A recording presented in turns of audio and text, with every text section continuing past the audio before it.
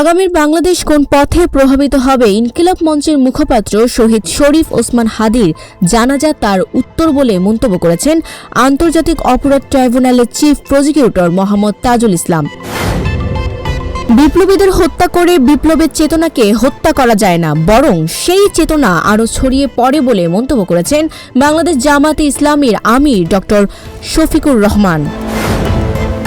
আওয়ামী লীগের দীর্ঘ শাসনামলের task force for interrogation সেলে গুম ও নির্যাতনের অভিযোগে দায়ের করা মানবতা বিরোধী অপরাধের মামলায় গ্রেফতার 10 সেনা কর্মকর্তা সহ 17 জনের বিরুদ্ধে আনুষ্ঠানিক অভিযোগ গঠনের বিষয়ে আদেশ দেওয়ার দিন আজ।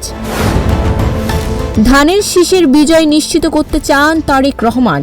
ধাপে ধাপে নির্বাচনী কার্যক্রম গুছিয়ে আনছে বিএনপি। এরই মধ্যে প্রায় 277টি আসনে সম্ভাব্য প্রার্থীর নাম ঘোষণা করেছে দলটি।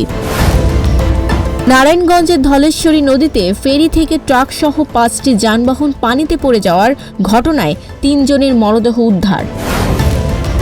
ইনকিলাব মঞ্চের মুখপাত্র শরীফ ওসমান হাদির মৃত্যুতে শোক জানানোর পাশাপাশি সহিংস পরিস্থিতি এড়াতে শান্তি বজায় রাখার আহ্বান জানিয়েছে জাতিসংঘ ও কমনওয়েলথ। জন্মদিনে রোনালদোর রেকর্ড ছুঁলেন এমবাপ্পে, সেভিয়াকে হারালো রিয়াল।